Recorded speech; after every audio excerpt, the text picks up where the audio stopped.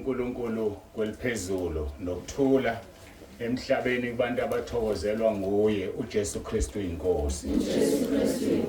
uJesu Kristu inkosi.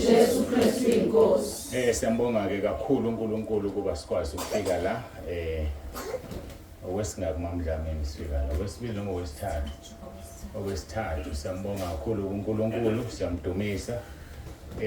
Ngithobeke ngibingelele abefundisi bonke abakhona obaba omama intombi nezinsizwa eSunday School egameni lenkosi yethu Jesu Kristu. Ngibingelela ke ngesivumo esithi uJesu Kristu inkosi. Akusona isiqubulo kade ngicorrect omunye ethi isiqubulo sikuyipolitiki. Isivumo lesi uma ufunda uPhilip chapter 2 verse 11 uthi zonke izilimi zivume zithi uJesu Kristu inkosi.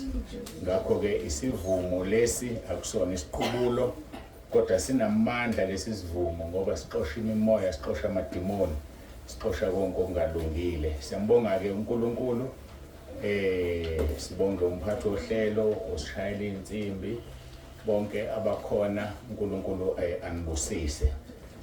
Ngijabula kakhulu enhlizweni yami namhlanje ukuthi kubo bonke abantu abakhona kukhona ubaba esakhula naye, ubaba uMvelase hamba nomama wakwakhe.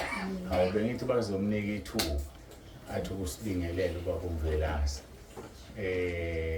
Ake ningivumele ngithi ubaba uMvelase nomama uMvelase bobabili abezela basibingelele bese kuba maqhubeka inkonzo.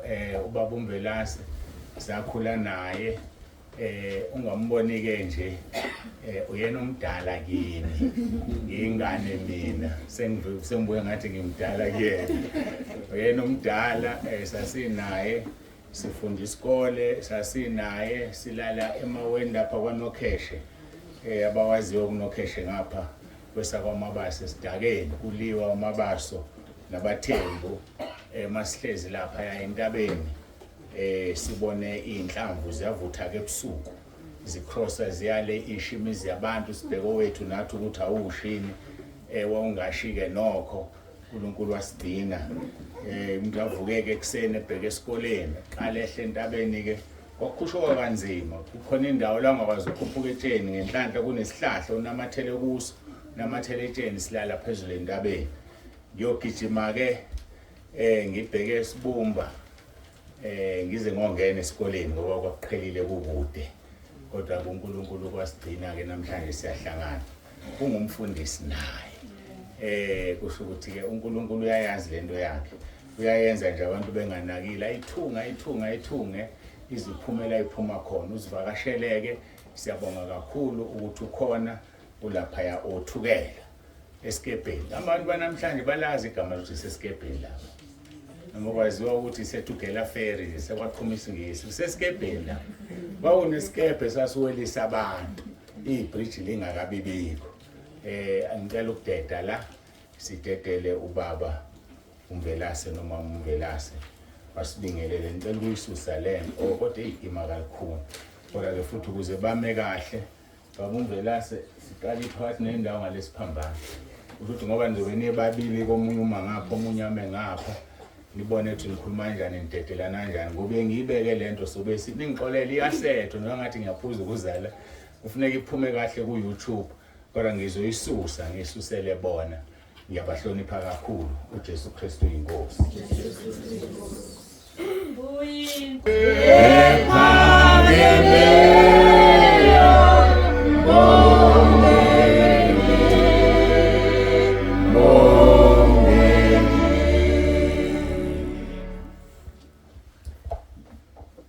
Angibingelele egameni lenkosi umphelwethu uJesu Kristu. Amen. Ngiyathokoza, ngiyajabula ukuba ngimi khona. Ngibonga leli thuba esesilinikwa besingalilindele. Kodwa siyajabula baba uMsibande.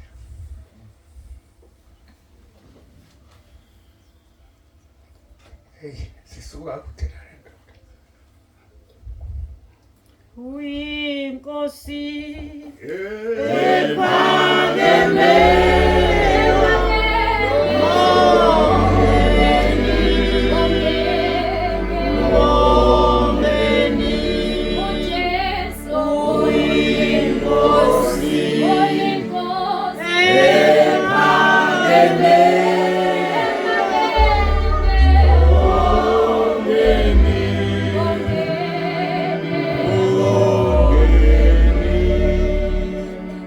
ngiyaxolisa ukuthi ngikhala imicabango engicabangayo emuva la sisuka khona nohambo esesiluhambile ekufika inyembezi. Ngiyakubongela bamthibalo uNkulunkulu akugcobe akumise kule ndawo akubeke kule ndawo akubeke kiyo. Ngibingelela nje sibingelela naye umama ngingenedwa egameni lika Jesu Kristu ngencwadi la kuMateyu la intshumayelo yasentabeni uJesu lapha ethi nina ningokukhanya kwenu kanjalo ukukhanya kwenu akhanye phambi kwabantu bonke babona imisebenzi emihle bedumisa uNkulunkulu. Ilokho kulindelekile kithina abazalwane ukuhamba kahle phambi kwabantu sibe ukukhanya. Uma sebekubona labo bantu abazudumisa thina kuyiphutha mabengadumisa thina badumisa ubaba osezulwini. Siyalibonga leli thuba esiliphiwe. Ngiyaphisa noNkulunkulu ayibusise nale nkonzo esiyo. Ngibonga nondodakazi osumemile umakoti kaDlamini ukuthi akuzobe kukhona bamsibande. Ngiyanicela baba ukuthi nibe khona lesingeke sazi. Siyabonga kakhulu Bheki. Siyabonga kakhulu.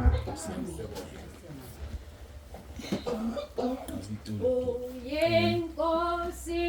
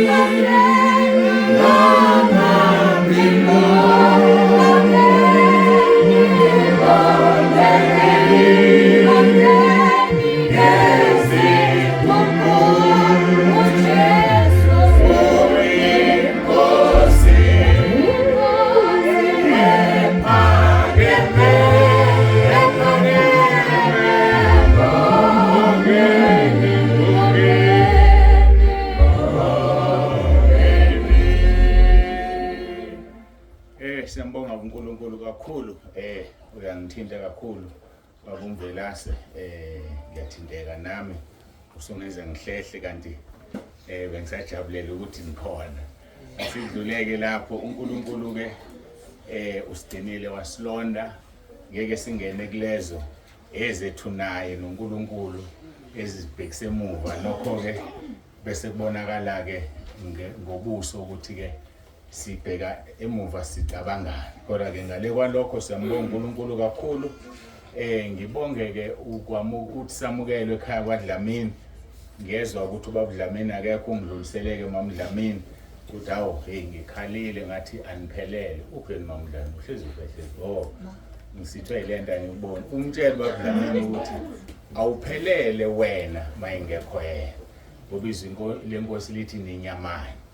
Nokho ke lithi ke simoya munye nenkosi. Anikho nani moya munye kodwa ninyamanye. Besiyojabula kakhulu kumbona.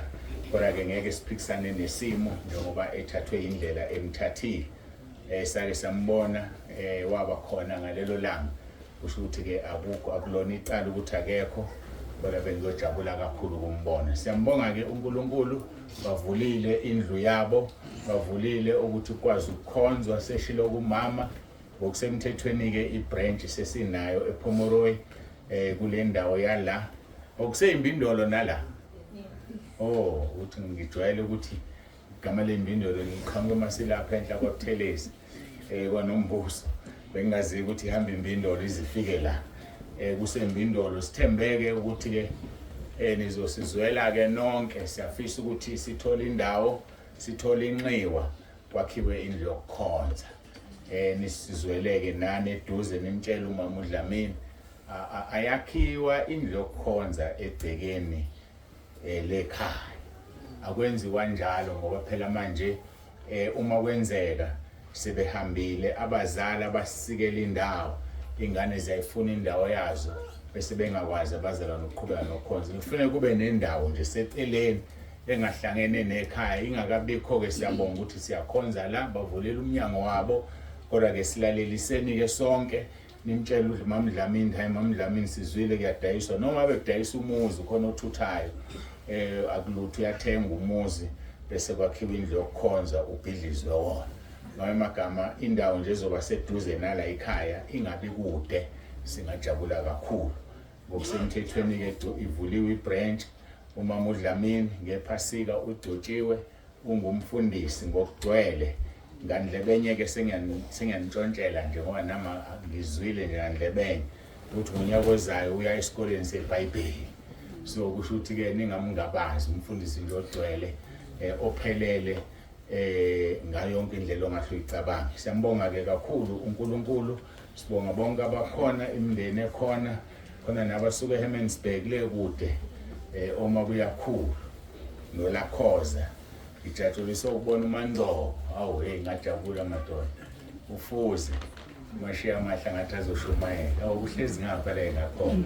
ngendodakazi yakhe ayike ningixolele ngeke nginibale nonke kodwa ngeke siyambonga uNkulunkulu ngaleke ukuchitha isikhathi sixolise ukuthi sabambeka kancane ngale besibandwe izolezi ezimenza umvelase masela angabe sakwazi ukukhuluma nisixolele kakhulu siyaxolisa sizocula ke kancane bese singena ke enkonzweni esize kuyona ngalolona lolo suku bevukile abenkosi behlotshiswe ubukhosi bayole sebebuthwa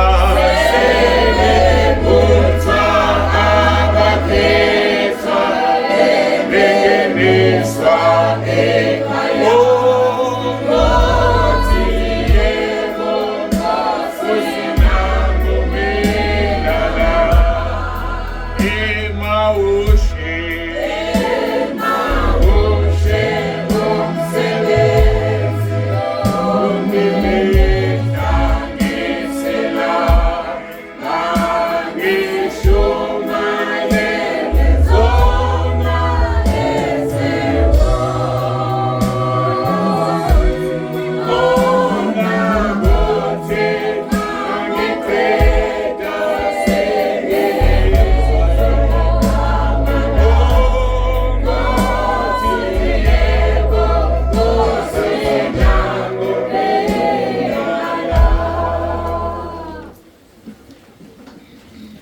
babongcwele babolungileyo uNkulunkulu wethu nomusa siyabonga ngaleli thubo osinikeza lona siyaqonda futhi ukuthi kuneyindawo kakhulu phesheya eMiddle East la kungasavunyelwe khona ukuphathwa kweBhayibheli akusavunyelwe ukushunyayelwa kodwa thina namhlanje sisahlangene eSouth Africa siyacela Nkosi ukuthi ube kanye nathi ngomoya wakho ingcwele ukhulume lokho ufisa ukukhuluma nami ngihlale phansi ngilalela usebenzise lo mzimba ngoba lo mzimba Nkosi udaka nizodilizwa leli dokodo ngelinye ilanga sithembe yona leyo nto ukuthi sakhiwo sikhona esingenziwanga ngezandla athi umpostoli Paul Engcebo sithwele ngebumba siyacela ke moya ngcwele ukhulume phakathi kwethu sonke silalele sizwe lokho siphathele khona usebenzise lo mzimba usebenzisele icebo lakho kusisa kube yilona loyo ufikile namhlanje angazisoli ngokufika kwakhe babusise bonke Nkosi abakude nabaseduze phinde ubagcine ubalondoloze bebuyele emuva emakhaya izwi lakho Nkosi lihlale linkeneze endlebeni zethu silizwe silenze singabe ngabalizwa kuphela sizikhohlise ngoba ushilo kuJohn 12 uverse 48 wathi ngeke usesahlulela kodwa izwi olukhulume phakathi kwethu lona uzosahlulela sinikela kwena ukuphila kwethu sinikela kwena indlebe zethu nezikamoya kakhulu uthulisa imoya uthulisa inhliziyo sithobe phambi kobuso bakho sizwe lokho namhlanje okukhulunywa ekhaya ezulwini usibikele emoya ongcwele uJesu Kristu inkosi amen ngenxa yesikhathi esihambe kakhulu ngeke ngisacula siyambonga uNkulunkulu sizovula ke incwadi kaMathewu chapter 24 isihloko senkonzo sithi usuku lwenkosi upart 2 sisukela ke ku part 1 usuku lwenkosi part 2 Mathewu chapter 24 sifunda amavesi amathathu u36 u42 no44 angazi ke ukuthi udinaphi kodwa silokho siqhubeka nje bakhona abangekho ekhaya lezwi la manje kuthiwa ikhaya lezwi ungayazi nje ulahlekile awazi ukukhuluma ngani into liphama isandla ngibona bakhona yini bonke basekhaya lezwi ngiyabonga mfundisi mfundisi ukhona umfundisi akekho ekhaya lezwi ngizoshaya nje ngamafushane ngoba ngiqalile le ndaba ukuthi sizwe mfundisi ikhaya lezwi baba igroup ka WhatsApp umsebenzi mina ngoqale ngo2011 uNkulunkulu ungizwe ngo2010 kuphela ngo2011 wayesethi ngesikhathi livalizwe ngene iCovid wathi angiqale igroup ka WhatsApp ngake uzondawo ku WhatsApp ngingawuthandi ngazi ukuthi social media ingcolile kunezinto ezingalungile kanti uNkulunkulu usefisa ukusebenza ngayo lento engcolile ukuze aveze okuclean ukuze phela alandele abangcolile abasebenzisa WhatsApp bengcolile ngeke sikwazi ukubathola ngoba bafuna ukuyendlini zamasonto ayike ngaqala ke ngambuza ukuthi ngibize ngokuthi yini igama lakho wathi ikhaya lezwi saqala ke mhla ka26 March 2020 kanti mhla 26 March umongameli wamemezela uvalwa kwezwe inkonzo yokuqala yaqala ngaleso sikhathi abazalwane babe u30 ebandleni abano WhatsApp yaqhubeka ke inkonzo yakhula ngeke ngizibaleke igaba njengoba ngikhuluma nawe manje abantu abala ekhaya lezwi ba u9700 amabandla ahlukene befundisa abangaphezulu ka600 abanye bafaka amabandla abo amanye abazalwane abafaka abafundisi babo so kusho ukuthi ke uma ngimi noma ikuphi la ngisuke ngimkhona ngoba lamafoni emabili enye i-backup ngirekhodela lo WhatsApp la phezulu YouTube ngoba ku-YouTube sineminyaka emibili siku-YouTube sesinabantu abasilandelayo abangaphezulu ka600,000 kodwa kama-subscribers wona sezongena ku-4,000 ngoba kuhlukene khona ama-subscribers nama-viewers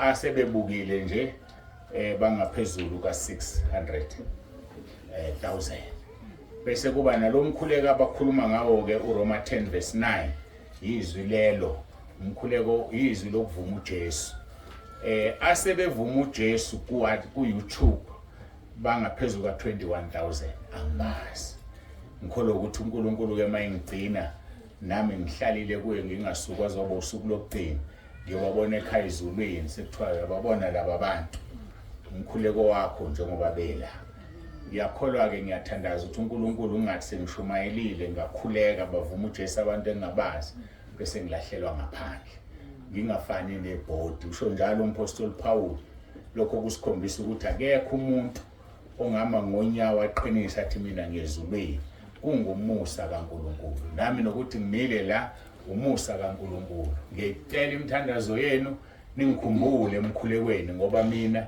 ngiyanikhulekela njengoba nikhona nonke ekhaya lezwi ngiyanikhulekela linjalo ke baba ikhaya lezwi ngamafushane ngiligoqile usiyalazi manje zonke insuku kunenkonzo engenayo abayitholayo abazalwane bese bayafakana ke bayatshelana bayafakana 9700 njengamanje baningi labo bantu siyakholwa ukuthi uma ngaphela unyaka sizongena ku10,000 mhlambe ngenyanga ezayo bese sesihlela inkonzo. Ngifisa sibe nenkonzo enkulu la bonke abazokwazi ukufika sibonge uNkulunkulu mase sihlanganisa u10,000. Ngiyakholwa ukuthi kuzokwenzeka. Ayike ngicabanga ukuthi okunye kokuningi usungakubuza kulokumemile. Akuchazele kabanzi nokuthi kungenwa kanjani nakho konke. Sizoya ezwini lenkosi Matthew chapter 24 verse 36, 42 no 44. Part 2 isihloko sithi usuku lwenkosi. Kufundeka kanje verse 36. Kepha lolo suku nalelo hora akakho wazi lutho ngalo, nazingelosi zasezulwini nandodana ngubaba kuphela. Verse 42. Ngakho ke lindani ngokuba nazi ukuthi inkosi yenu yakufika ngaluphi usuku. Verse 44. Ngalokho nani hlalani nilungele ngokuba indodana yomuntu yakufika ngesikhathi eningasicabangile. Kulamasonto adlule noma ngenyanga edlula ngisakhumbuli ngikhulume ngosuku likaJehova. Usuku likaJehova nosuku lwenkosi uJesu insuku ezimbili ezingafani. Usuku likaJehova silithola kuMalaki chapter 4 verse 1. Uthi liyeza usuku likaJehova oluvutha njengeziko. Bonke abaziqhenyayo nabo bonke abenza ukubi luzobashisa lolo suku lungabasheli impande nagatsha. Lolo suku likaJehova luyizinsuku lusuku olulodwa sihlukene kabili. Ngoba kuthiwa bonke abaziqhenyayo nabenza ukubi lizobashisa lingabasheli nampande nagatsha. Bese lithi kinini enilethemba igama lami kuyophuma ilanga lokulunga linokuphilisa emaphikweni nalo niyotshekula njengamathole esibaye nibanyathele ababi phansi kothuli lwezinyawo zenu. That will be the same day. Luzobe lushisa njengeziko kwabanye lumnandi libathokozisa abanye kodwa usuku olulodwa lolo likaJehova. Asikho ke kulolo sikulolu lwenkosi. Okungukuthi usuku lwenkosi ezobuya ngalo izolanda ibandla. Inkinga ke kufuneka sibheke la noma siqaphele ukuqala kuzo zonke izinto inkosi uJesu enikwa amandla phezukwazo kodwa usuku lwayo kuphela inikwa ngamandla. Kushona uqobo ithi ayilwazi nengilosi azilazi olusuku lwazo ubaba kuphela. Bekumelwe-ke thina njengabantu abaphila emhlabeni umnikazi wale ngalwazi. Bekufanele thina sihambe ngokumesaba uNkulunkulu sazi ukuthi lunzima lolu suku olungaziwa umnikazi walo. Uyozwa naye nje uyise sesho ethi mntanami sekusukile lokho kuthiwa kokhala icilongo kube nenhloko enkulu ehla zoma emoyeni bese abalele iqala ibona bayovuka ngemizimba emisha. Bese thina masisaphila siguqulwe sihlangane sonke emafwini bese siyihlangabeza inkosi emoyeni. Emafwini la siyohlangana khona ingoba ngokwamahubo 104 verse 3 lithi uNkulunkulu wenza amafu abe inqola yakhe. Inqola yasezulwini amafu iyona nto siyohamba ngayo sihlangabeza inkosi uJesu. Naye ehamba emva kokuvuka waphila izinsuku ezingama40 ephuma ezulwini abuya afika emhlabeni esenyusa okugcina wathathwa amafu nakho bemile eGalile amadoda emile emgqolozela babona amadoda agqoke ezimhlophe athi amadoda aseGalile nimeleni nibheke ezulwini na uJesu lo enimbona enyuku uyobuya kanjalo so uyobuya kanjalo nathi futhi siyohamba kanjalo. Kusho ukuthi kukwena ke ukuthi uyazikhethela ilolo suku ke sikhuluma ngalo. Ngithi ke mina inkosi uJesu iphiwa amandla kukho konke. Sho njalo Matthew 28 verse 18 ya 20 uthi ngiphiwa amandla onke ezulwini nasemhlabeni. Ngalokho hambani nenze izizwe zonke abafundi. Umsebenzi esiwunikezile awukhuluma ngesikhathi esezonyuselwe ezulwini. Siyazi ke thina njengabantu abamnyama abaphuma kule nkonzo okukhonza amadlozi siyabahlonipha abantu abafile. Sihlonipha nezwi umuntu alikhuluma amaqede afe. Bekufanele ke sihloniphe igama lakhulunywa uJesu esehamba. Uthi hambani nenze izizwe zonke abafundi. Uthi nibabhabhadise egameni likaYise nelendodana nelikaMoya oNgcwele. Bese ke sibafundisa ukudina konke yena siyale ngakho. Uthi uzoba nathi kuze kube sekupheleni kwezwe. So ke kufanele sazi ukuthi yena unathi ngeke asishiye. akekho ozomelana nathi njengoba atshela uJoshua wathi Joshua njengokuba nganginayo uMose ngizoba nawe akekho ozoma phambi kwakho. So ke zingafika izinto zisithuse kodwa kufanele sazi ukuthi inyoka efile umebuzo lo singalinga singafani nendoda eyayishaywa inkosikazi yayo. Leyo ndoda eyishaywa unkosikazi yayisize yayesaba inkosikazi, hayi ukuthi ngoba ngibuyela phansi amakhosikazi, kodwa siyazi vele ukuthi nina bomama amadoda ajwayele ukumshaya. Manje ke kunale ndoda yayilokhu ifike emsebenzini no blue eye, bakhathazeke emsebenzini, ndoda kwenze njani athi mwili kuthiwa uwa kanjani, iso bese liba ublue eye. Khuluma iqiniso ushayiwe wena, aphike protect inkosikazi yakhe. Hayi umngani wakhe ngelinye ilanga sondeleke nambuze, ndoda hayi awungitshela iqiniso phela umngani wami wena. Abese likhuluma ke iqiniso ethi hey mina sengifile isibhaqo mama la ekhaya, ungikhwelele ngesibhaqo nangesibhakela. Ithule le ndoda ithi afuna ukukhululeka, athene athi ngizokukhulula mina. Athi ayisithi ukulibala ufike entambama ekhaya siqala kuba mnyama, simfite sekhanyisa ikhandlela. Hayi bavumelana bahamba ke bafika ke sekukhanyiswa ikhandlela, uthi ngizosala la ngaphandle ke mina bese uyangena wena. Hayi ke ingena indoda ithi mayingena indoda imthuluze ngamabomu. Hayi mayimthuluza athi unkosikazi uwena ngizokufaka isibhaqo mina.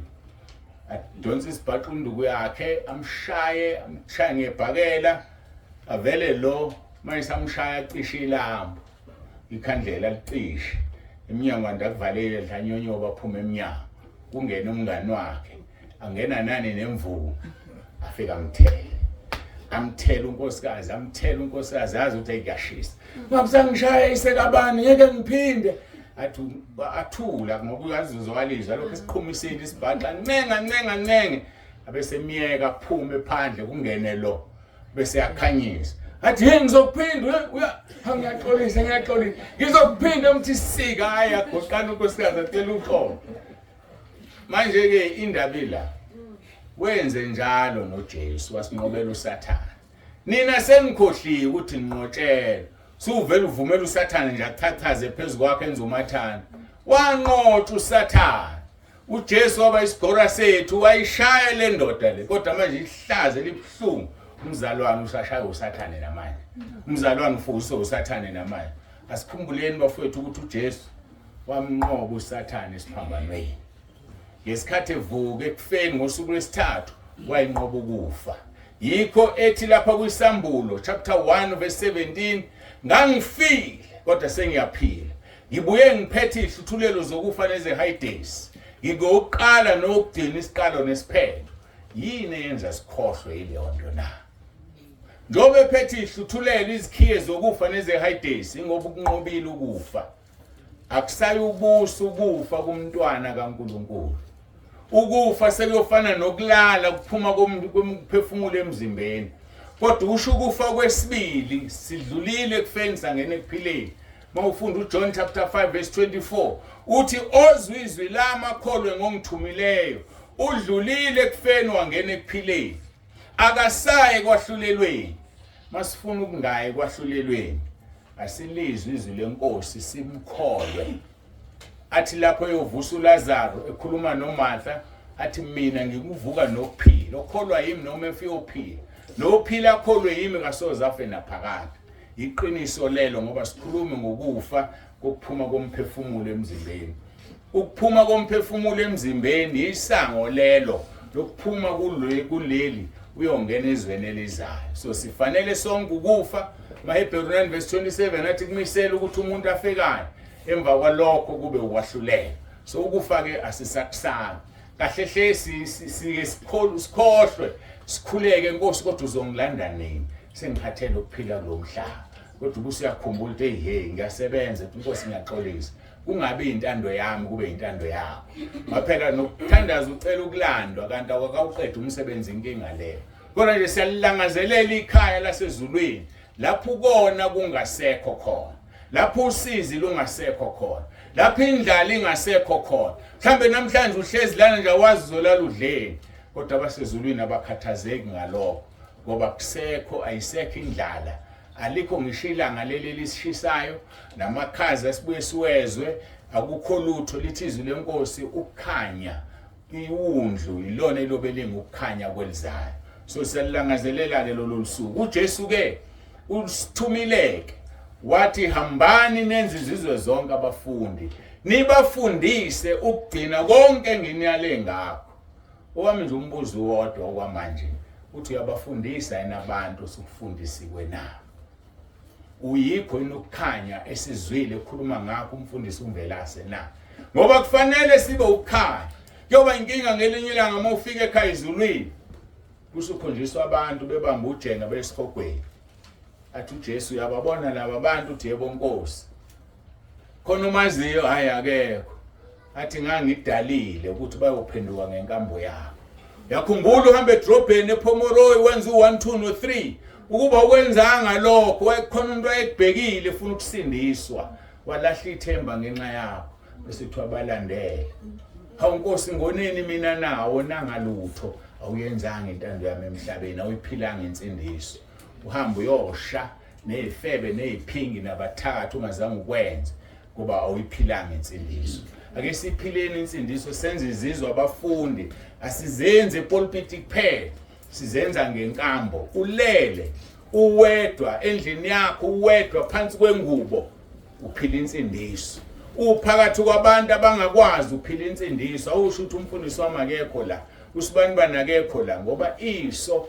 likaNkulunkulu liyakubona khona konke okwenzayo okubuhlungu ukudlula konke indalo iyabhala ngazi uNkulunkulu inangikhumbuza lento ngoba ngijwayele ukuyikhuluma indalo iyabhala uma ufunda uJeremiah chapter 20 verse 22 if ngiliconfirm ngoba sengiyale ngabazi uNkulunkulu wabeka amavesi amaningi kakhulu la kimi ngina sengibuye ngongabazi livule nje sesihlala kulona ngoba sengikhulume ngendalo ebhalayo ngoba lezi incwadi zizoqhamuka ngosuku lukaJehova hayi lwenkosi u22 Jeremiah uverse 29 uthi lizwe izwi likaJehova usho kanje uJehova uthi lobani lo muntu ukuthi akanamntwana ongayi kuba nampumelelo ezinsukwini zakhe ngokuba umuntu ohleze esihlalweni sobukhosi sikaDavid akayi kuba nampumelelo yokuba ebesabusa kwaJuda sithola uNkulunkulu la etshela umhlaba lo umhlabathi ethi awulobe ukuthi lo muntu akanamntwana okungukuthi umhlabathi lo siphila kuona uyaphila ngoba uNkulunkulu akayidali into efile ayikho neodwa into edala uNkulunkulu efile ukuthi thina ngoba si-understand sizazana sisothi siyakhuluma yonke into iyakhuluma yonke into ephilayo inikezwe amandla ukuthi ibone ibhale manje ke iyabuya bhala umhlaba lento ngelinye ilanga wayenza uhamba phezulu komhlaba walala wancika ngetshe kwenze ukungcolo akwenzayo umhlaba uyabhala njengoba ubhala nje umhlaba lezi incwadi zizoqhamuka ngelinye ilanga mawufunda lapha ekugcineni kwesambulo chapter 20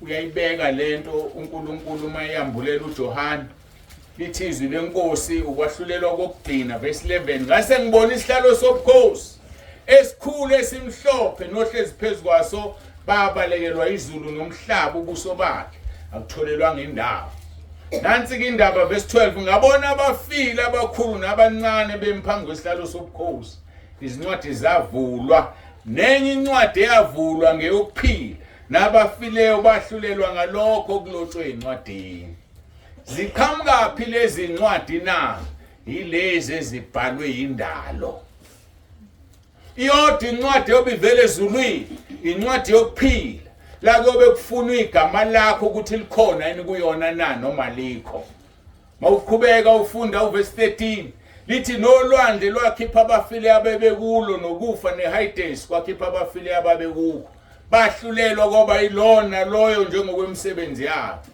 ngoba ngishilo ngathi uNkulunkulu akayidala into efile ukufa kuyaphila ukuthi angazi ukuthi ngikubiza ukuthi kuyini ngoba kuyena umuntu kodwa ukufa kuyaphila verse 14 ukufa neHades isihogo kwaphonswa echibini lomlilo ngoba ukufa kusazojeziswa ngoba kubulale abantu akuyona inhloso kaNkulunkulu ukuthi abantu bafe uthe mayidala uAdam noEva wathi ningadli kulo muthi manike nadla niyofa nokufa njengoba isono sangena ngomuntu oyedwa uAdam nokufa kwangena ngaye mhla enza isono manje ke ukufa kuzojeziswa kuphonswe esihogweni kuphonswe echibini lomlilo nesihogo siphonswe echibini lomlilo bese kuthi uma ekhona ongatholakala elotshwe encwadini yokuphila naye uzophonswa echibini lomlilo so ukufa kusazosha ngoba yikho into ayidala uNkulunkulu efile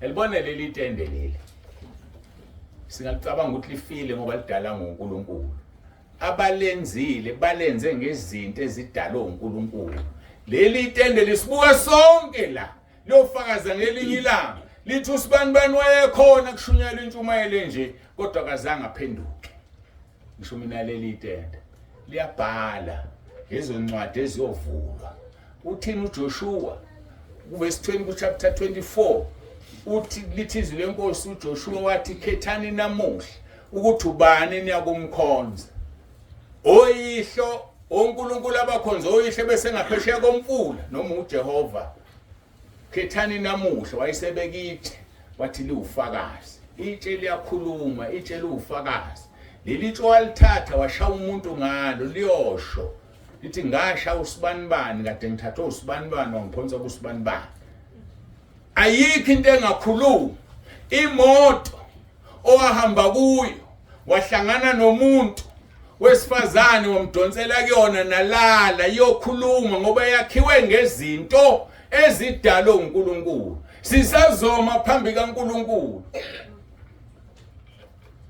ngelinye ilanga abaFarisi baya kuJesu bathi Nkosi uMose wathi abanje bokhandwa ngamatshe nango wesifazane ubanjwe phingi ubanjwe oqotheni lithi iBhayibheli uJesu engakabaphenduli wafola waloba emhlabathini umbuzo uthi wayelobani wayixoxa nomhlabathi ngoba uJesu ungumdali lithi izwi lenkosi akuvelanga lutho ngaphandle kwawo wayebuza enhlabathini kusho minaka kushizwe angazi ukuthi wayithini iBhayibheli alisho kodwa ngokwami ukubuka nokucabanga wayebuza ethi laba abantu abame phezulu kwakho njengamanje ukhona yini ongena sisono walithi iBhayibheli wathi mayiqedwe lapho asiyasukuma wathi ongena sona akaqala khandela umuntu ngamanje waphinda wafola ngesikhathi efola ebhala phansi ngomunwe baphuma one by one bahamba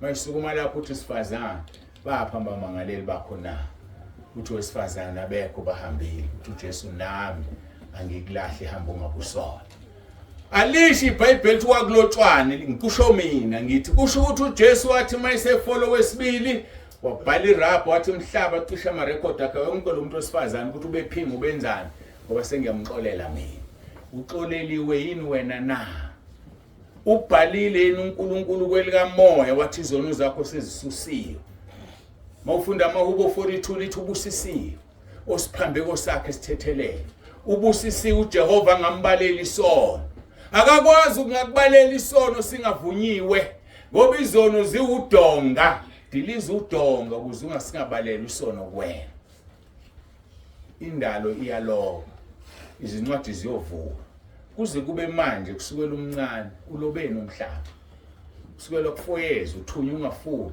utshontsha ushukela wenza into ubulala isici uphika uthi akuwena kushaya omunye umuntu uthulu yazi udlala umaqashelana nawo udlala naye mhlawumbe umfowenu umzala wakho usazoma phambi kaNkulunkulu uziphendulele utho wami umbuzo uyothini na lithi iBhayibheli izincwadi ziyovulwa ngiworried ngalezi eziyovulwa anginankinga kakhulu ngale yokuphila negama lakho ngiworried ngalezi ngoba lezi ziwufakazi ukuthi wena wenzeni lezi ziwufakazi ungamfihlela umuntu umfihlela omthandayo kodwa incwadi ziyokhuluma ukuthi yini owayenza bekuyoba kuhle uma phambi kwenkosi uJesu ukuthinta umntwana kaNkulunkulu uyobuma phambi kaJesu uyilanda indaba yakho afola uJesu kwelika moya athi mhlaba noma sibani ukumbambela ukuthi ubani ungabusambambele mina sengimthethelela. Ingakho uJesu mayizophilisa umuntu esihamba emhlabeni bayiqala ngokuthi izono zakho zithethelela, okungukuthi namanje mawufuna ukukhulekelwa diliza udonga ngoba umkhuleko esikhulekela wona ngeke usebenze. Izwe ke leli umhlaba lo usazophela ngoba uthi uJesu kulapha kuMathewu chapter 18 ebengikhuluma ngayo verse 20, nibafundise ukugcina konke nginiyale ngakho, bhekani mina nginani izinsuku zonke kuze kube sekupheleni kwezwe. Okungukuthi izwe lisazophela. Lizophela nini izwe? Lizophela emva engathi singathola itsheke silibeke noma yini nje ezobamba esindayo. Izwe lisazophela. Uma liphela ke izwe bese kufika ukwahlulelwa noma kuzofika ukwahlulelwa, emva kwahlulelwa kube umhlaba omusha nezulu elisha. But ke la lithi kusazophela, konke kuyaphela kodwa wenza intando kaNkuluNkulu umile kube phakade. Uthi kuJesu ngizoba nani kuze kube sekupheleni kwezwe. uJesu usithembisile kodwa ngeke abe nathi ngesiqu, unathi ngomoya wakho ongcwele. Umoya ongcwele uhlala kumuntu oclean, umuntu ongcwele, umuntu ozono zakhe zithethelele, abese yahlala umoya ongcwele. Akahlali kunoma ubani kodwa uhlala kumuntu ohlanzwe ngegazi likaJesu. Uthi ke kuverse 14 kuyu chapter 24, leli ivangeli lombuso liyakushunyelwa ezweni lonke kube ngubufakazi ezizweni zonke andukuba kufika ukuphela. Kusazodinga leli ivangeli silishumayele, yikho ngithi uyalishumayela wena ngenkambo ngoba lizushunyayelwa kuphela yilaba abama phambi kwabantu. Nawe lishumayele, bayakwazi nekhaya ukuthi usindisiwe, izihlobo ziyazi ukuthi usindisiwe. Wobona ukuthi unephutha uma izihlobo zakho maziplana ukwenza umsebenzi zikushayela ucingo zithi sicela usikhase, hayi akwakasindiswa. Mawucelwa abantu abangakholwa bethi baxhase benza imisebenzi yamadlozi. Mina ngithi uyabalimaza uma usubatshela sebekucelile uthi hayi mina ngikwenzi lokho, mina ngisindisiwe. Uyabalimaza, nizoxabana. Basukele manje kungekho umsebenzi kungekho lutho, ubabize ekhaya lakho noma niqoqane lapho nikhonza, lapho nihlangana khona ekhaya elikhulu. Ubabize ubone ukuthi yini ongabenzela yona, ngoba ekubize phela abantu bengazi ukuphuza tiye bengezukwenza lutho bese behlezi ukuthi hayi mina enginibizile umfowenu noma ubani yilokho ikhona nginibize kuzolitshela ngisindisiwe mina. Njengoba ngisindisiwe nje inkolo engikhonzayo asisabakhonza abantu abangasekho. And uyitatise ngoba njengamanje babambelele egameni eWrong. Bathi nina amakholwa nithi abantu abazizala abangamadimoni. Asisho ukuthi abantu abafile abangamadimoni. Umuntu ofile akayilona idimoni. Kodwa idimoni elishutha isithombe sikagogo wakhe ekhaya sifike kuwe ngephupho ubone ugogo wakhe ethi ngenzela itiye ngilambile. Yilawo madimoni esobiza ngamadimoni, ugogo akayilona idimoni. Babambelele lapho ke nina nithiwa abantu abangasekho nithi bangamadimoni. Hayi asisho ukuthi bangamadimoni. Umuntu ongasekho umuntu ongasekho nje phela lapho. Kodwa amadimoni yilawo asebenzisa ipicture yakhe afike kuwena zokutshela indaba azibize ngogogo wakho. Idimoni yilelo. So babiza ubatshele ningezuxabana bezothi hayi cha siyezwa. Kwakubike nokho mhlawumbe inkosana bese sithembe wena njengoba baba bengasekho nje wena uzosikhulumela emsamo. Cha ngikwazi umkhulumela emsamo, nihlukane kukuhle kumnandi. Bazothi mase behlela umsebenzi batshelane kodwa hayi miyekeni ubani ngani wasitshela. Uyayibona lonto le uzobatshela wena sekonakele udala ingxabano kodwa umzalwane. Behlaba ukukholwa bagxeka bazosindiswa kanjani? Endela igazi labo abantu lizobuzwa kuwe ngoba ukhulumanga ngesikhathi. Ube namahloni wabesawo. uJesu namahloni ngami nangezwi lami, nami ngoba namahloni ngaye. Luka chapter 9 phambi kwengilosi zikaBaba. ngakho ke uthi uJesu leli ivangeli ifuna libe ubufakazi ezizweni zonke kuba imakufika ukuphela. Njengamanje inkosi yethu isasibekezelele alikakafika usuku lwayo ngoba ithanda ibhubhe namunye phakathi kwethu, kodwa sonke sisindiswe sifinyelele ekulazini iqiniso. Ngofunda incwadi kaPetro yokuqala chapter 3 verse 10 uthi ngepha usuku lwenkosi lofika njengesela mhla amazulu yakudlula ngokuhlokoma kuyokusha konke kubhidlike nomhlaba nemisebenzi yawo kuyokusha. Njengoba ethi uJesu inkosi kufika ukuphela nginani lo mhlaba usazosha uphela kube khona umhlaba omusha kwisambulo kuthiwa lukhu lwandle akobe kungasekho kona. uNkulunkulu esimkhonzayo uyamangalisa. Ingakho abafundi emva kokuthulisa isiphepho bathulisa ulwandle bathi kanti ungubani lo? Yabona endleleni yami yokukholwa ngihlale kubuza lo mbuzo angenzela izinto ezidala ukuthi kanti ngempela wena ubani? Babeqinisile abafundi mabethi kanti wena ungubani? Ngoba ngeke sim-understand ukuthi indlela zakhe ziphakeme kunezethu nemicabango yakhe kuneyethu. Athi asimfune senokuthola uIsaiah 55 verse 6 and 7 athi ngibizeni iseseduze uma ubashiya indlela yakhe embi. Ngoba luyeza lolu suku kodwa nakho la ngijahe khona mangithi uNkulunkulu wethu uyisimanga. Lithi lelizwi uzosha amazulu konke kubhidlike ngaphambi kobadala izulu elisha nomhlaba omusha. Umbuzo wami uthi siyobe sibekwe phi thina? Siyobe sikuphi? Enaku umhlaba uyasha. Angikhulumi ngabenza izono bazobe phonse ethibeni lomlilo. Ngikhuluma ngabazalwane. Naku umhlaba uyasha nezulu liyasha sikuphi kanti thina? Ngamanye amagama ngizama ukuthi uNkulunkulu akacabangeki. Uyobe sibekile la sibeke khona singashi. Kodwa iyobe ingekho indawo esihlezi kuyo, izulu alikho, lishila umhlaba ushile abese ngezwi lakhe adala umhlaba omusha nezulu elisha lapho siyohlala khona. Kungemkhonze lo uNkulunkulu. Mhlawumbe kube omunye bezothi ayinqoqane la ngisashisa ukuthi mayiqeda bese lidala izulu elisha asithatha sibeke ezulwini asengishisa umhlaba. Lo uthi uyokushisa konke kuphele mase kuphelile adala okusha kodwa sobe sikhona sibuka singofakazi. Awufuni ukumkhonza lo uNkulunkulu. Usathanda ukuhamba abantu namanje athi umuntu umsaka kwabamanga. Uyotshela umuntu into izwi lenkosi amahubo 1 verse 1 athi uqale kusiwe umuntu ohamba ngeziluleko zababi. Uqale kusiwe lo muntu. Ake siye kuya kubantu. Asiye kumdali wabantu. Yena owazi ikusasa lakho sithanda nokubholofithela otshelwa imfihlakalo, yotshelwa amanga. Izinto ezingeke zenzeka. Ukhumbule nje umbholofithi wakwaya kuye. Lento akutshela yona isiyakenzeka kodwa sithanda ukuhamba. Ninganginaki ke uma ngikhuluma kanje ngoba nonke nihlezi la ningabazalana nithenze ekhaya lezo. Khona abalapha ku YouTube, khona nabanye nizobanikela lezi inkonzo bengakhona. So ufuna sidedele umoya kaNkulunkulu usho lento othi ngiyisho. Uzobe ngasho ukuthi ngisho kuningi. Kodwa yena uyazi futhi uma kukhona phakathi kwena abanjani. Mina ngikhuluma lento okuthiwa ngikhulume kuphela. Uyayazi enthulande ebani ngayo. Ngakho ke asimkhonzeni sihambe ngobungcwele.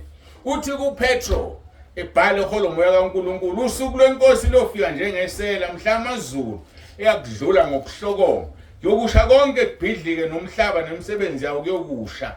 Njengokuba ke konke kuyakubhidlika kanjalo kumele ukuba nibe ngabantu abanjani ekuhambeni okungcwele nasekumesabeni uNkulunkulu. Kufanele nibe abantu abanjani? Bekufanele simesaba uNkulunkulu. uNkulunkulu okwazi ukwenza into enzima kanje. Inzima phela lena. Umuntu ozoshisa nje qede zonke izinto azibhubhise zidlule. Kodwa sibe sikhona thina sesilinda umhlaba omusha nezulu elisha. Ingakho uMpostoli Paul ngivumelana naye ethi akanamahloni ngaleli ivangeli. Hayi anginamahloni mina ngaleli ivangeli. Mhlawumbe wena unawo amahloni uyasabe eTexini. Kufika izwi kuwe lithi thandaza iTexi ingakasuki. Usaba kodwa bazothini ngithi asithandaze. Ngubani mina? Mase kuvela ingozi uyaqala uthi inkosi yami kube ngithandazile. Uthi ke uPaul abaseRoma 1 verse 16 and 17 ngokuba nginamahloni ngevangeli ngokuba lingamandla kaNkulunkulu kube insindiso kulowo naloyo okholwayo umJuda kuqala nakumGreki. amaJuda akamela uIsrael abantwana bakaNkulunkulu, amaGreki amele thina esingakhona. So ke lalibhalwa ke iBhayibheli lile kuMiddle East kunamaGreki khona. So ke ivangeli lingamandla kaNkulunkulu kube insindiso kulona loyo kholwayo. Verse 17 ngokuba ukulunga kaNkulunkulu kwambulwa kulo leli ivangeli kuvelwe ekukholweni kuyisekukholweni njengokulotshiwe ukuthi olungileyo uzophila ngokukholwa. Kakhulu kwaqasheliswa laba abaphila ngomthetho. Siyazi namanje basekhona abaphila ngomthetho. Izodlula nje kancane ngoba phela abaphila ngomthetho bazolalela uYouTube. Bazozithola nalezi inkonzo. Umthetho izwi lenkosi lithi loyo ufuna ukuphila ngomthetho akawenzisisi ngoba uma engawenzi umthetho uzolahlwa ngento elotshwe emthethweni. Siyabazike baphila phakathi kwethu bayasabatha abakudla ukudla okushisayo. Ilo umthetho kuphela abawenza. Mina ngibuza ukuthi uma ebamba umkakhe oqotsheni yini angabiza amadoda akhandwe ngamatshe ngoba umthetho loyo. Kwenziwa yini? Bakhetho wabo ovuna bona abawufuni lo. Ofuna ukuphila ngomthetho kuyisono kuye ungawenzi wonke umthetho. Ufanele abize amadoda amkhande ngamatshe unkosikazi wakhe. Uzomkhanda kanjani ngoba uzoboshwa? Asiphile ezweni lokukhanda ngamatshe. Ingakho ke kufanele siphile ngokukholwa. Uma uphila ngokukholwa uNkulunkulu uyakusindisa, umthetho ulobe enhlizweni. Kube nomuntu okhuluma kuwena uma ongcwele akutshela athi musugqoka kanje umzalwana akayigqoki into empintshayo. Umzalwana akayigqoki into emfushane. Umzalwana akatebhisi ibhluku abantu besilisa. Umzalwana akalifaki ibhluku elimpintshayo kuvela ubuntu bakhe. Ngoba umthetho ngeke usisendawo.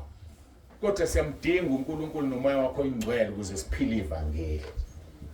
Lithi ke ngokuba ukulunga kuvela kuNkulunkulu kwambulwa kule ivangeli. Ngeke ulunge ngaphandle kwevangeli. Ngeke ulunge ngomthetho.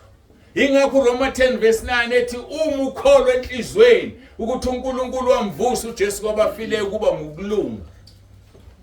Uma uvuma ngomlomo wakho ukuthi uJesu uyinkosi kuba insindiso. Ilezi zinto ezimbili nje uzongena ezulwini ngokusindiswa nangokulunga. Asingene ezulwini ngeCV. Uthi kade ngasindiswa. Ngabhaphathiswa ngonyaka othile. Kwenzeka ukuthi angasixoxela nje phela ngoba uhambisa ilanga. Kodwa yeke ukungenisa ezulwini. Ukuzokufaka ezulwini igama lakho lilotshiwe na encwadini yokuphila. Usukuke lwenkosi. Ngifuna ukuthi ngithi luqala kuverse 16. WamaRoma 1 othi anginamahloni ngevangeli ngokuba lingamandla kaNkulunkulu kube insindiso. So uma ke usuku lwenkosi liqala lapho vele mayibuza uzolanda abasindisile ivangeli lizokwenza usindiswe. So usuku lwenkosi luqala ensindisweni luqala evangelini. Ngaphandle kwevangeli akukho ukusindiswa. Leli verse ke libukeka lisekelo sobuKristu liqhakambisa ivangeli njengesisusa sokusindiswa okungumbiko okumelwe ushunyayelwe ngaphandle kwamahloni insindiso. Isibukeka iningi insindiso. Sithiwa khona abasindisile kodwa abasindisiwe kodwa abenza konke. Akukona ukusindiswa lokho. Kusindiswa ukuphila impilo engcwele uzahlukanisela uNkulunkulu. Ungenamahloni ukuthi ubani uthini. Ubaba wakho noma indodakazi yakho noma ubani umngani wakho uthini unamahloni ngalokho. Then that is salvation. Ake sikhulume ngamahloni kancane. Ufuna ukuhlakaza leli verse ngithinte nje izintwanyana ezikhona bese siphethe inkonzo. Ukuthi anginamahloni leli igama lidizelela ukuzibophezela kompostoli uPaul ekushumayeleni ivangeli naphambi kwezitha zakhe nalabo amamelene nabo uthi akanamahloni ngevangeli. uLuka 9:26 athi uJesu ngokuba yilona lo nezinhloni ngami nangamazwi ami usho ivangeli ke ngaye lo indodana yomuntu iyakuba nezinhloni lapho iza ngenkazimulo yayo nekayise nezingelosi ezigcwele ezingcwele. amahloni ke uJesu akawafuni. Kufanele singabe namahloni. Engathi khona izingane ezixoxayo lapha. Zinabo abazali. Ngizodila ngithi umzali akahlale nengane yakhe eduze. Usize lokho engenabo abazali zize la zizohlala lapha ngwami. Sibonje izobanga nomsindo. Ingane nje ihlupha laphi vele iphoxe phambi kwabantu. Sithi ukuchaza kancane ivangeli. Ivangeli lishiya izindaba ezinhle, izindaba ezimnandi ngeNkosi yethu uJesu Kristu, kubandakanya nokufa kwakhe nokuvuka kwakhe. Ivangeli lelo. Khuluma nje ngoJesu efa evuka esifele esiphambanweni. That is indaba ezinhle, that is gospel. Bese kuthi John chapter 11 verse 25 kuya 26 uJesu uthi ke mina ngingukuvuka nokuphila. Okholwa yimi noma efa wophila naloyo phila kholwa yimi ngasoze afe naphakade. Ivangeli lelo. Liphelele nje lapha ivangeli. Siya kuJesu ongukuvuka nokuphila. Awu ngishile ithawula lami ngicela ningibe. Ngiyabonga. Siya kuJesu ongukuvuka nokuphila. Yilo naloyo okholwa uye uyophila phakade. Uyakholwa ilokho wena na. Wabuza uMartha, wathi uMartha ngiyakholwa ukuthi sizovuka ngosuku lokugcina. Ngakho ke ivangeli indaba ezimnandi, ivangeli lishintsha impilo yomuntu. Ivangeli liguqula isimo sakho sokungakholwa ube umntwana kaNkulunkulu okholwayo ophila ivangeli elingcwele. Hayi ngoba emaningi amavani uzasho njalo uPaul. Uyamangalisa athi uPaul senoniwe ubani ngokuthi nilalele elinye ivangeli. Abese eguquka athi hayi ngoba kuyelinye ivangeli. Ngoba ivangeli lilodwa okungelona leli engilishumayelayo njengoPaul akulona ivangeli. Abese ezokhuluma amagama abuhlungu. Athi uqale kusiya umuntu oshumayela ivangeli eliphikisana naleli. Athi nami kusasa mangibuya sengishumayela okunye ngaphandle lokho engishumayela ngiqale kusiwe. Nami ke ngisho njalo olwa naleli ivangeli engiliphethe elisezwini lenkosi. Wathi uJesu John 7:38 okholwa njengokusho kombhalo eswini sakhe kogophoza imfula amanzi aphilayo. So omelene naleli ivangeli uqale kusiwe. Nami kusasa mangibuya sengishumayela elinye ngobe ngiqale kusiwe. Ilokho kufanele sikusho ngevangeli, ulumele ivangeli, ulwele ivangeli, uliphile ivangeli ulele noma uzumekile. Mayikuvusa umuntu uthi uJesu Kristu inkosi ngoba kusemzimbeni wakho kusolimini lwakho. Uthi Philip 2 verse 11 mawuthi uJesu Kristu inkosi inkazimuli yakuNkulunkulu. Ngakho sikhazimulisa umdali wezulu nomhlaba uma sithi uJesu Kristu inkosi. Kuzwakala ngathi siphakamisa uJesu, vele siphakamisa yena ngoba umnika igama elingaphezulu kwamagama. Kodwa siyadlula kwesiye kuyise. Mase sifike kise sifike ekugcineni, akekho omunye ufuna simphakamise. Ngakho ungaqwaye igama elithi uJesu Kristu inkosi. Ngakho ke ivangeli yilelo ke. Uthi uJesu mina ngikuvuka nokuphila okholwa yimi noma efa ophila. Naloyo ophila akholwe yimi kasoze afe naphakade. Sibheke leli igama elithi lingamandla kaNkulunkulu ivangeli. Kugcizelelwa amandla evangeli elinawo ukushintsha izimpilo zabantu babe nobudlelwano noNkulunkulu. Ngoba ubudlelwano noNkulunkulu asizange sibe nabo. Futhi thina ke lithi iBhayibheli sasingena uNkulunkulu, sasizwe ukuthi uNkulunkulu asicabangela uthuma indodana yakhe asifele esiphambanweni. Abantwana bakwaIsrayeli kuphela babe noNkulunkulu. Kanokuba namanje igama lakhe athi obizwa ngalo kuze kube phakade uNkulunkulu kaAbraham, uNkulunkulu kaIsaka, uNkulunkulu kaJakobe. Akukho la ukuthi uNkulunkulu wamaZulu, uNkulunkulu wamaNgisi, uNkulunkulu wamaBhunu, ayikho lonto le. uNkulunkulu labantu abathathu. Kodwa uGalatia 3 verse 7 lithi abakholwayo sebengamadodana kaAbraham. So ngenxa yokukholwa sesiyiwona uIsrayeli. Singamadodana kaAbraham. uNkulunkulu kaAbraham, kaIsaka noJakobe useNkulunkulu wethu ngoba wasithenga. John chapter 1 verse 12 bonke abamamukelayo wabapha amandla ukuthi babe ngabantwana bakaNkulunkulu. abangazalwanga ngentando yendoda, abangazalwanga ngegazi, kodwa bazalwa uNkulunkulu ngokukholwa. So sesinaye uNkulunkulu, sasingenayo kodwa wasicabangela.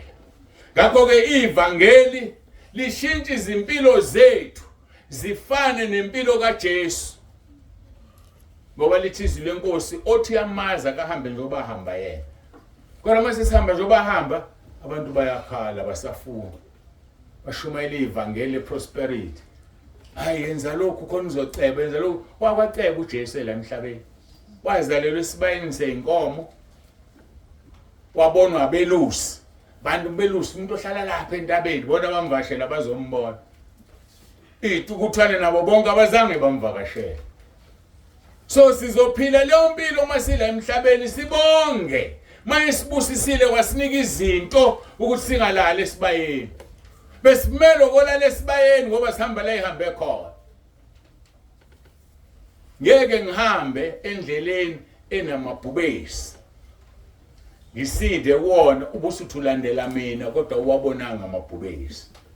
So uma sihamba lapha ehambe khona sizodlula enhluphekweni zakhe kodwa ngokwezinga lethu hayi lakhe liphakeme kakhulu indodana kaNkulunkulu kodwa sizohlupheka.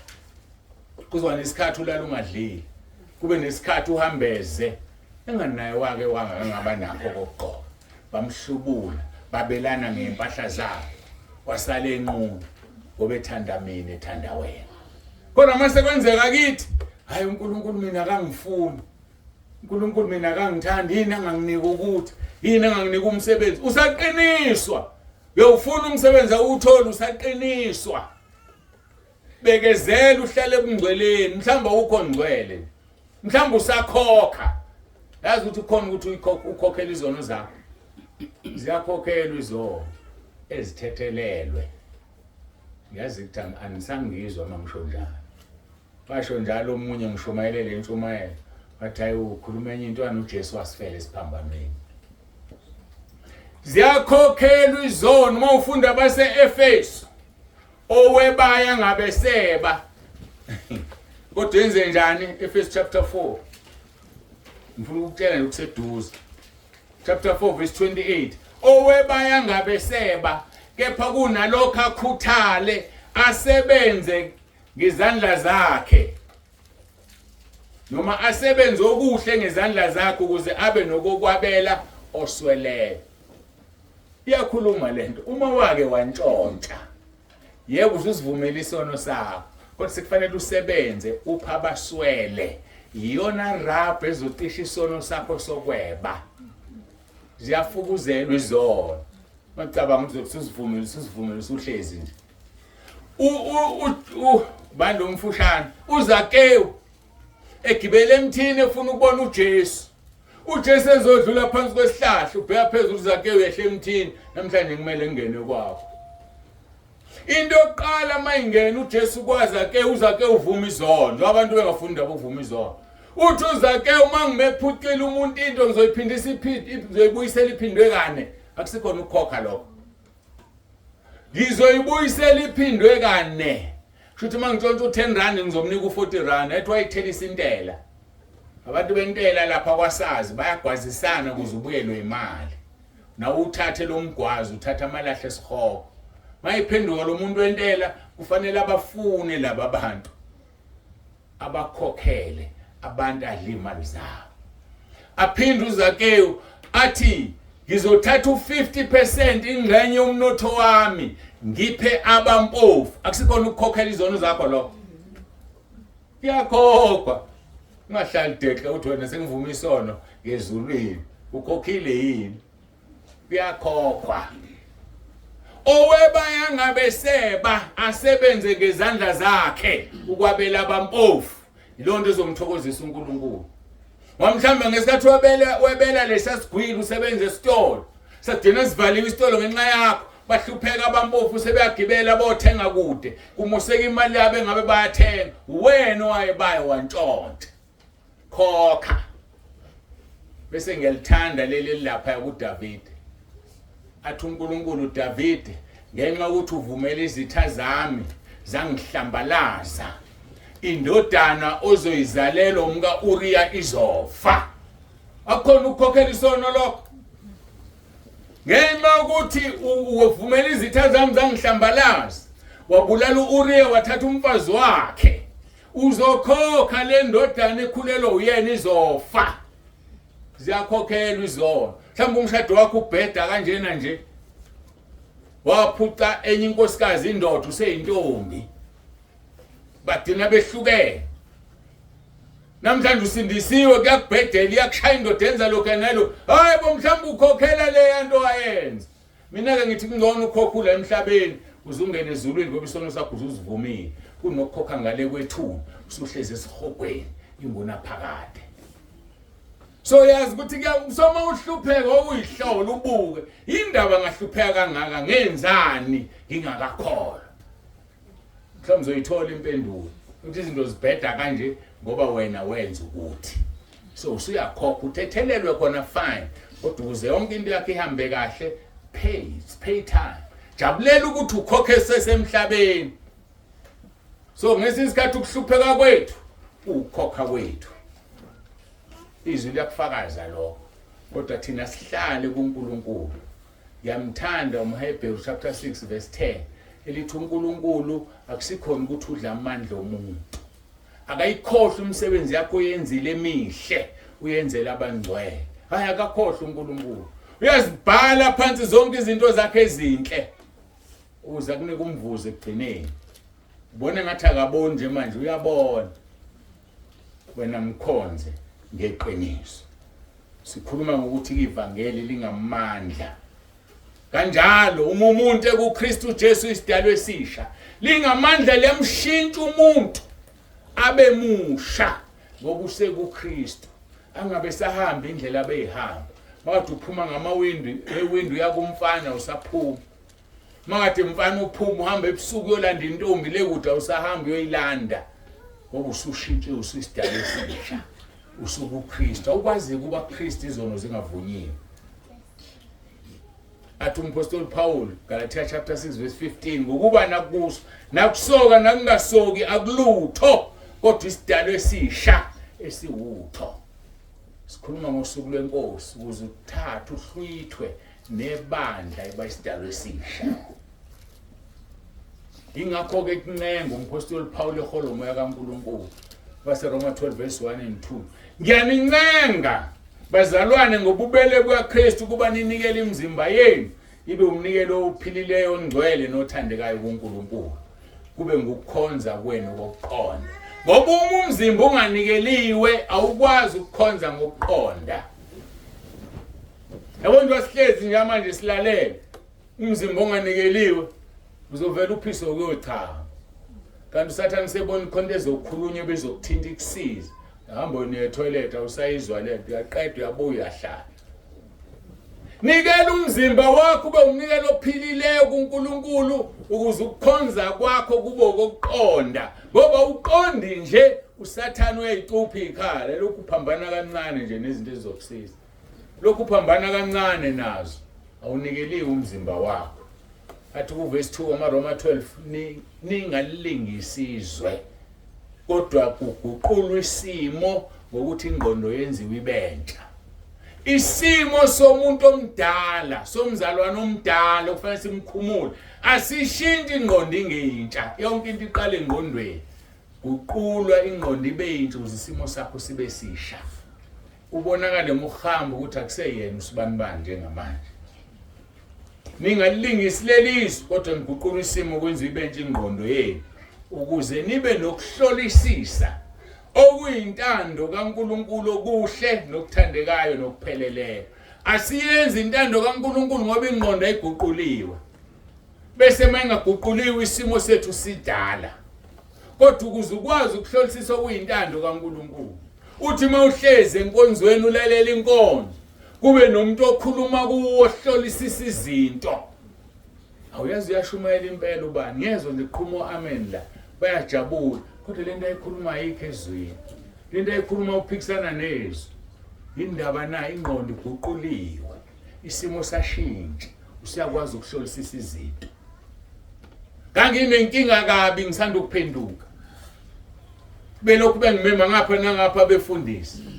ngiyakhumbula nje kwelinye ibandla elidumile lisekhona namanje ngapha kithi Richards Bay menyiwe ngathatha abazalwane sayi ngathi ngisanda ukungena nje bakhuluma lo muntu enhlizweni wathi uyakubona ukuthi nokuthi akukhona ekhaya la ulahlekile mawula kodwa manje ngoba ngimenyiwe ngizothini wathi uqhubeka wasithi uyakubona ukuthi nokuthi wafika isikhathi sokushumela umfundisi wathi yamuza uthini ngithini mina ezweni la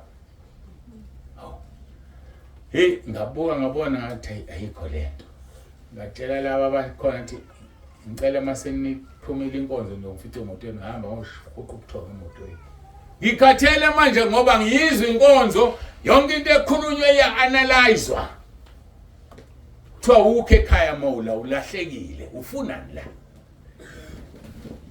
yini leyo na ingqondo iguquliwe nesimo sasesiguquka wawusuba namandla okuhlolisisa okuyintando kaNkulunkulu okuthandekayo nokuhle hayi uhamba udla yonke into nje awudli noma yini usuphakela ukudla la eplatini khona ongakudli kuyakugulisa uyakushiya udle lokho okufanele unfortunately ke kwekamoya awukwazi ukuthi ungene enkonzweni udle okunye ukushiya makungcolile kungcole konke ngoba ukuseva usho ukuthi ungcolile uboshwa igama elithi uqale kusiya umuntu ohamba ngeluleko zababi uma ngimila ngimubi ngikweluleke uqale kusiwe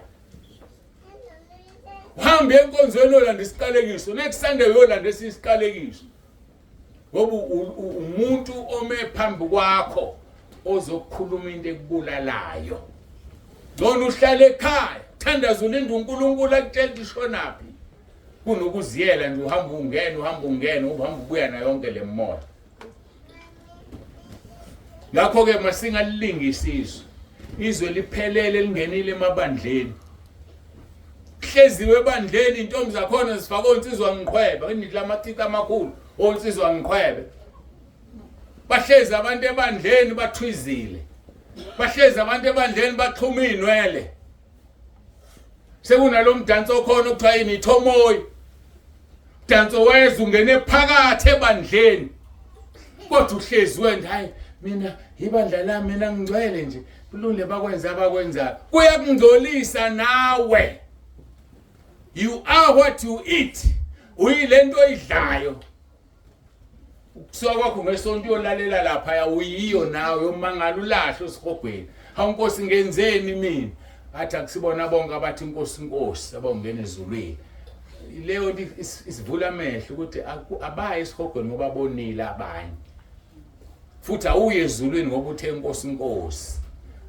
uye ezulwini ngoba igama lakho lilotshiwe uye ezulwini ngoba ungcwele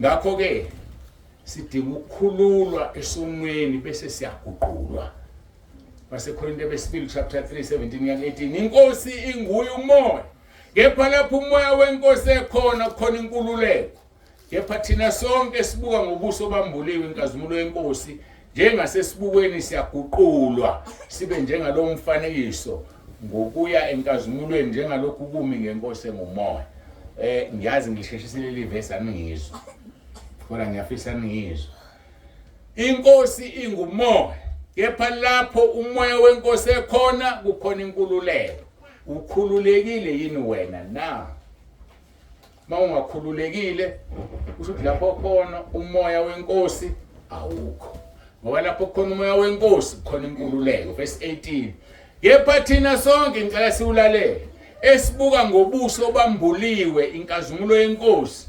njengasesibukweni siyaguqulwa sibe njengalo mfanekiso ngokuya enkazimulweni kuya ngokuthi sibuka wambulelwe yini noma usibuka ungambulelwe umuntu ongabona emehlweni angama phambi kwesibuko kodwa ngeke azibone ubunjani akabone emehlweni lithi ke thina esibuka ngobuso bambuliwe inkazimulo yenkosi mawusuwambuliwe uambulwe kuphela mawususisona ngoba isona esidala ukuthi ungaboni susisona bese ubuka inkazimulo yenkosi njengasesibukweni bese uyaguqulwa ube njengalo mfanekiso ngoba ngesikhathi ubuka inkazimulo yenkosi kuzoshintsha wena ube inkazimulo yenkosi njengalokhu kumi ngenkosi engumoya.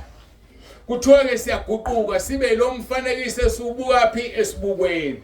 Kuzulizwe kahle amaHubo 34:7 babheka kuye phezulu bakhanya.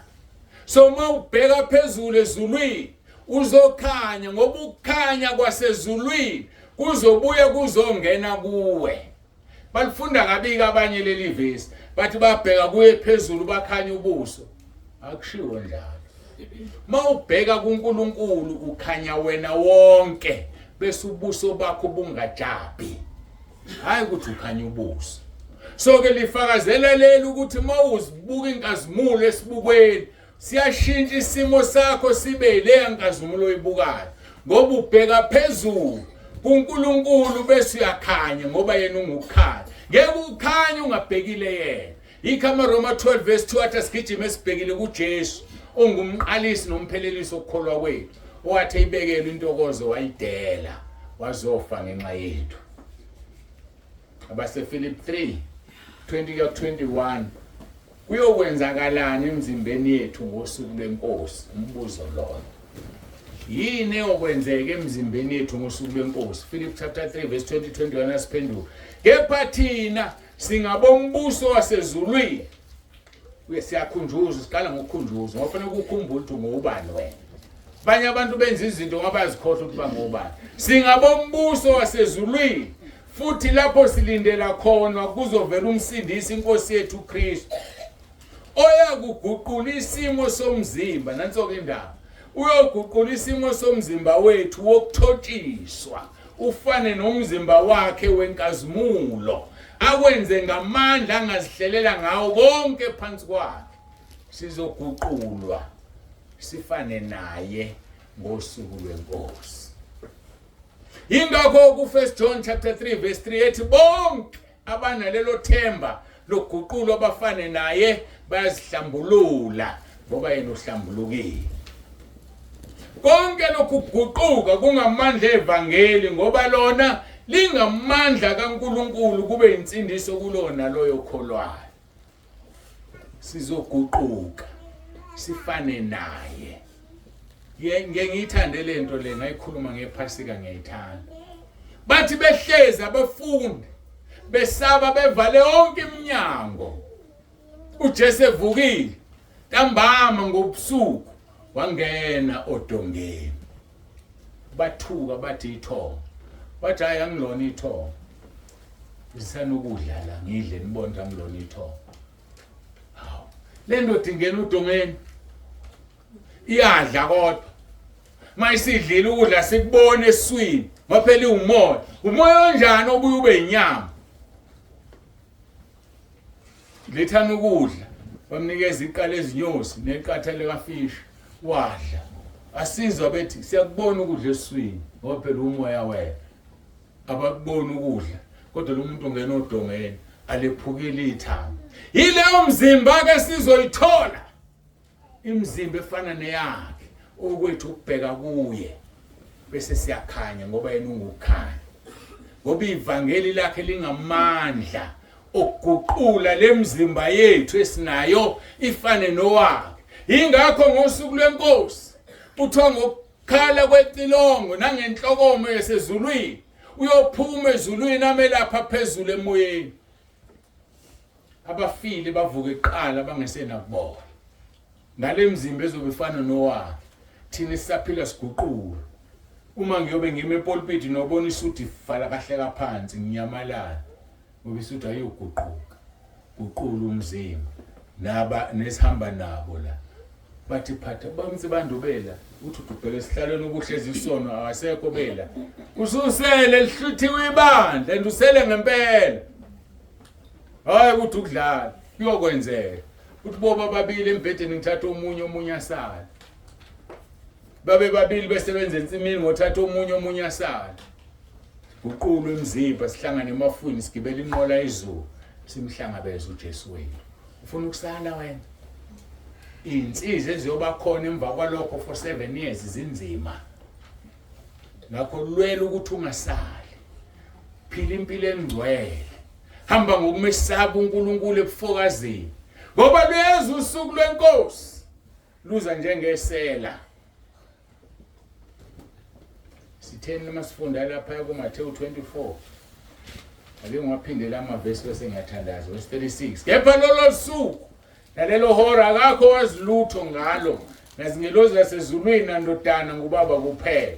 Verse 42. Ngakho ke lindani ngokuba nazi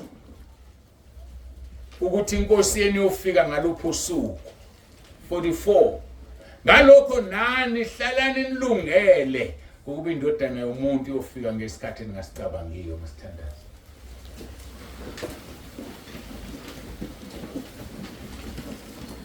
Babolungileyo babongcwele.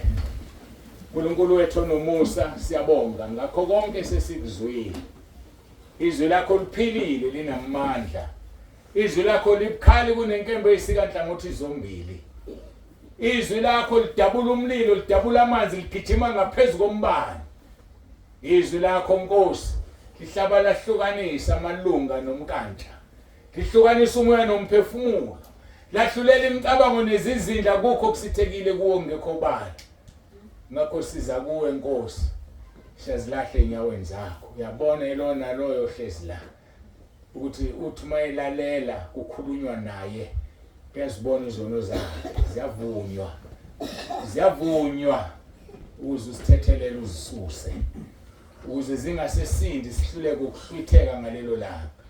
Usisa Nkosi umntwana wakho noma imupho ofikile la namhlanje. Ngoba kezile kuNtsibande, uNtsibande akadalanga Zulu, akadalanga Sihogo, uNtsibande akalutho.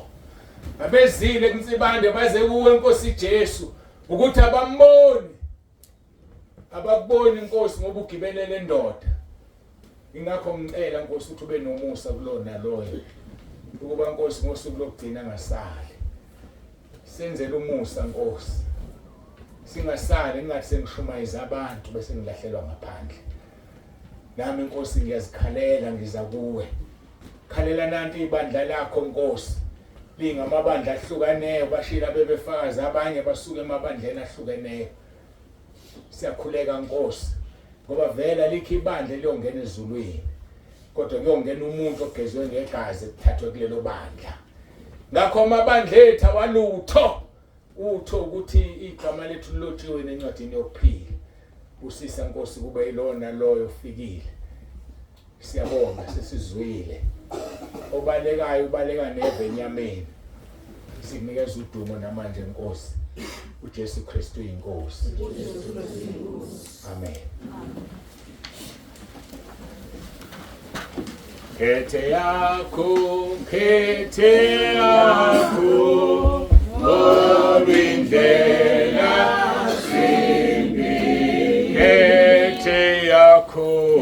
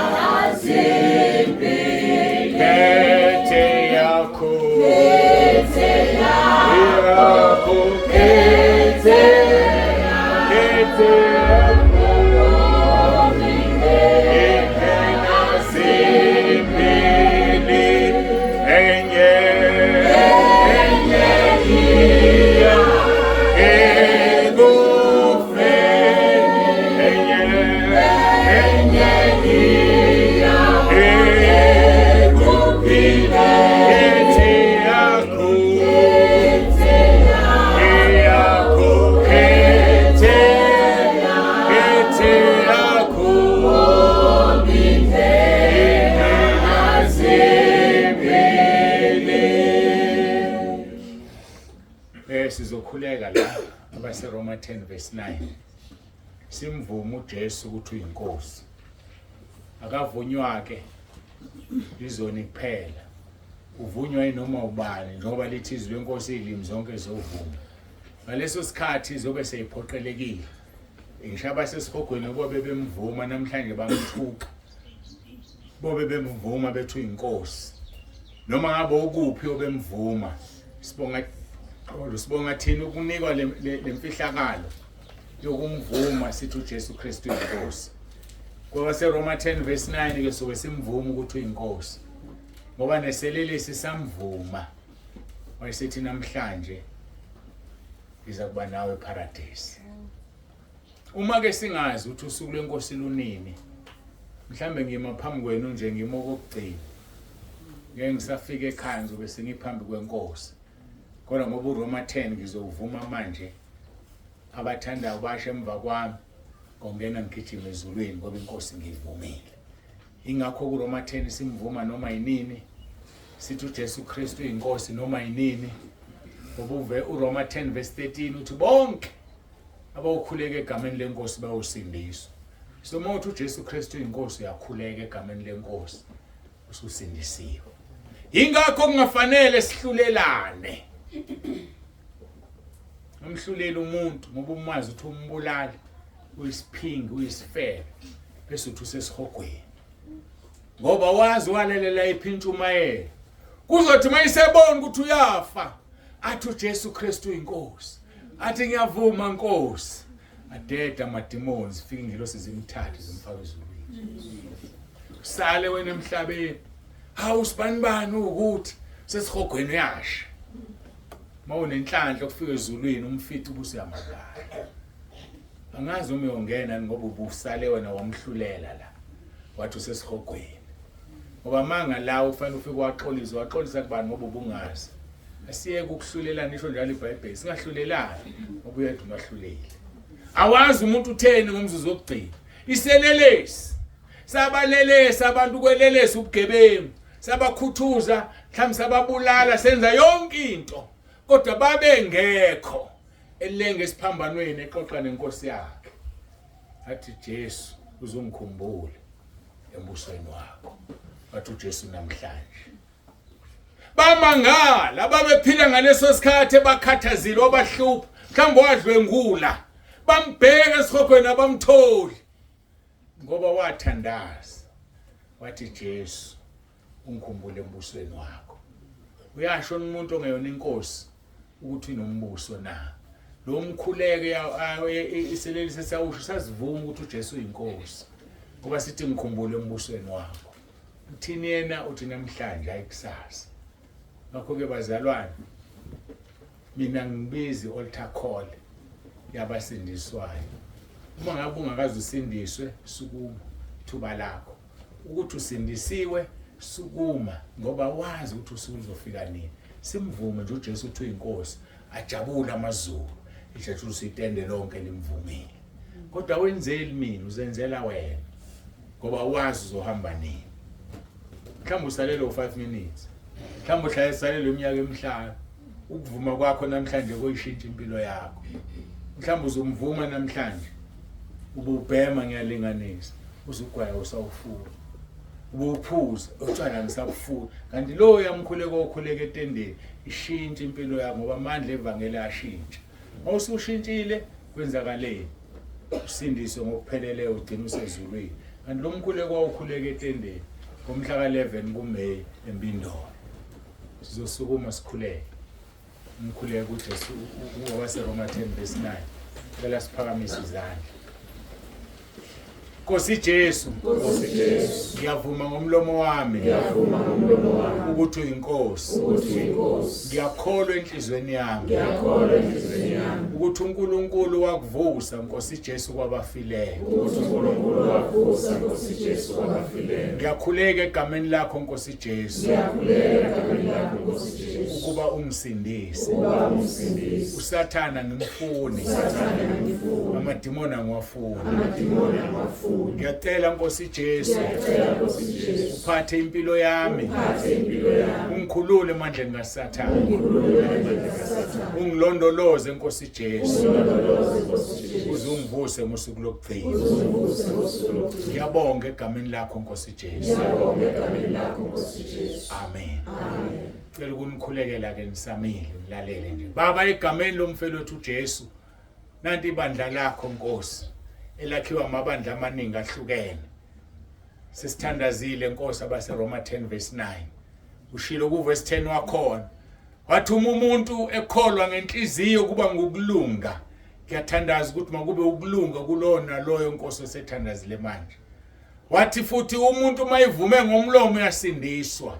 Ngiyathandaza Nkosi ukuthi kube ukusindiswa kwalona loyo ngingasho ukuthi ubengasindisiwe kodwa ngoba sisindiswa usuku nosuku. Ushilo kuverse 3 kuverse 13 wathi bonke abakhuleka egameni lakho bayosindiswa. Siyakhuleka ke egameni lakho Nkosi. Bonke abamela njengamanje abakulungela ukuhluthwa kwebandla ngesikhathi obuya ngaso. Wenzela umusa kungabi khona oyosala Nkosi ngiyacela.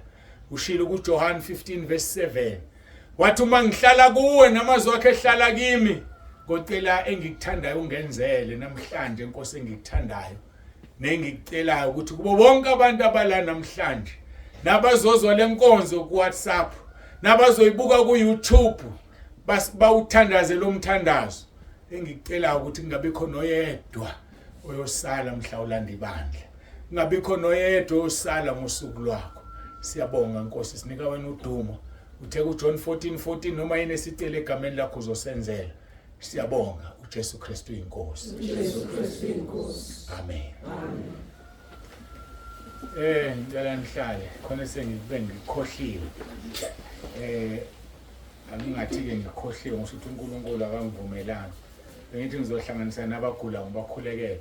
Bakhona abagulayo ngicela basukume. Bame nje la bekhona. Bengithi ngizonihlanganisa kulo mkhuleko ukuthi uNkulunkulu akavumanga.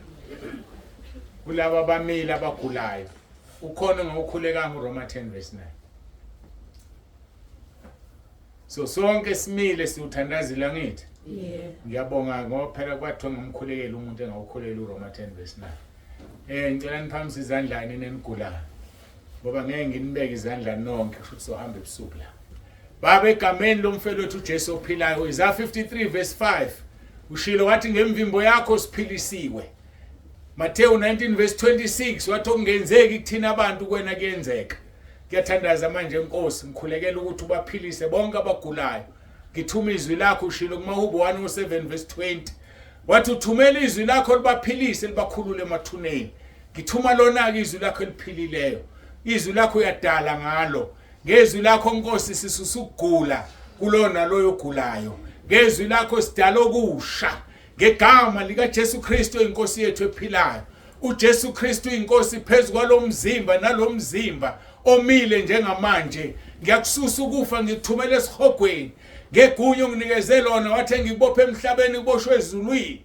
Nengikhulule emhlabeni ikhululwe ezulwini. Bayakhululwa bonke abagulayo manje. Njengoba akhululwa loyo wayesophe iminyaka eminingi. Wathinta umphetho wengubo wakhululwa. Namanje bayakhululwa ngegama lakho linamandla Nkosi Jesu. Babiyela ubadine ngibafafaza ngegazi lakho ngiyabageza. Ngibagcoba amafutha ngomoya ongcwele. Sebephilisiwe bonke egameni lenkosi yethu uJesu Kristu ophilayo.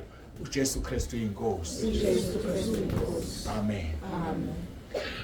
Ngiyabonga ngibuyisela kumphathi ohlelo.